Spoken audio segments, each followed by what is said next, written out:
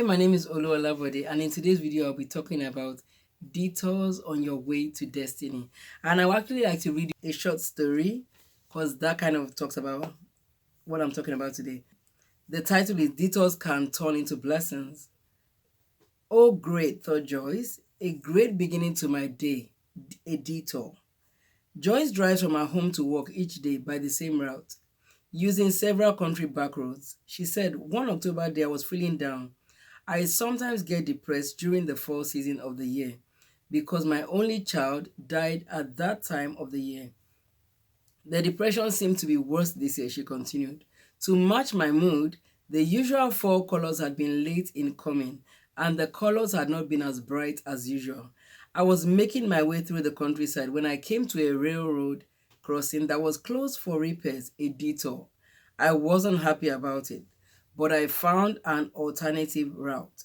I've lived in this area all my life, she said, but I couldn't remember when I had last been down the road I decided to take. As I came over a small rise, a spectacular scene unfolded before me. The most beautiful set of trees I have ever seen with vibrant fall colors. It took my breath away. And then it hit me, said Joyce. God had sent me on that detour to bless me, to show me one of the beauties of His creation. It lifted my spirit, and that feeling stayed with me throughout the day. That story was called from a devotion by Diane Pearson in the book God in the Midst of Grace. So today, I want to talk about detours on your way to destiny. So a detour would often look like this, something like this. That's what a detour would look like. Or you could just come up to a point and it looks like this. So a detour is like a redirection. So you're on a road, you're traveling or you're going somewhere, and then you come up to a point whereby they tell you road closed, you have to take a different route. So a detour is a route that you're shown, is kind of, you're actually directed to go on that route. You don't have a choice with a detour. A detour is often not planned, it's not always your choice.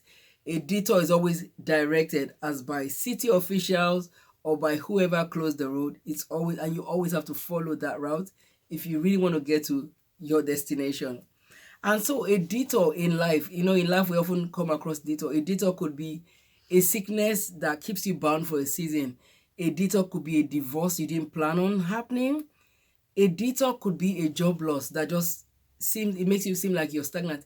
A detour a detour could be anything that just seeks to hinder you for a period or a season. You can't rush with a detour. It causes you to pause. You have to, I find a detour like a maze. You have to go through the maze. You have to follow the maze to wherever it's leading you to. And so a detour is something that is directed, that you have to follow through. So in life, sometimes it doesn't always go the way we planned it. Sometimes you are redirected. A child is sick and you have to pause and stop all that is going on around you to take care of that situation. You get a job, you could get into a job loss and you have to pause and say, what is the way forward? You go through a divorce, everything, all hell breaks loose around you, and it just seems like things are just so hard. I find a detour is like a time of insignificance. It can be a season of dryness. It can be a season whereby it looks like things are not happening. A detour could just be a time whereby you just don't feel like things are moving on in your life. It just seems like progress is being hindered. And today, what I just want to do is just to encourage you that even in the midst of a detour, there is always the end of it, whereby you arrive at your destination. So a young man I would use as an example in the Word of God is the guy Joseph. Joseph had to go through a detour in his life. He had to go through detours actually in his life. One of the detours was he was thrown in the pit. He had dreams and he told his dreams, and his brothers didn't like him. They decided this is the end of your dream. They threw him in a pit. That wasn't enough. They sold him to slavery. That wasn't enough. He got to slavery. He was lied against. Another detour for him was he was thrown in prison. And by found while he was there, the Word of God says God was with him. While he was there, Joseph had to learn some things. And so I find in a detour, you can't rush. You have to just follow the maze. So you have to learn patience. Sometimes on a detour, you have to learn humility. So it's like a character builder. It's times whereby you're learning. So a detour is like a learning curve. So maybe you're going through a detour right now in your life and you're thinking, oh, why am I going through this? I want to scream, I want to shout. You might just want to slow down. I believe God plans detours because the word of God says in the book of Exodus, God did not lead them on the road through the Philistine country, though that was shorter. God led the people around by the desert road towards the Red Sea.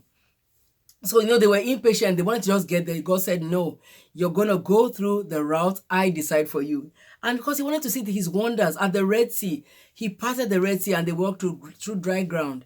So sometimes in going through detours, the end result is that you're going to see greatness. The areas when your character is built up, you're going to come into a place whereby you can handle what you're coming into. But sometimes if you don't go through those detours and you just arrive at your destination, you don't even know how to handle the destination. You don't know how to handle that new job. You don't know how to handle the remarriage. Sometimes you don't know how to handle the person you're going to meet. So detours can be hard, but detours teach us.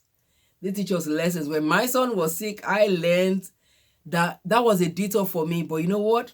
In the midst of it, I learned patience. I learned how to pray. I learned how to be on my knees when nobody forced me. I learned how to fast. I learned so many lessons.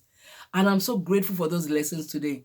So just a short of encouragement, whatever detour you're going through right now, stay strong because you're coming to your destination.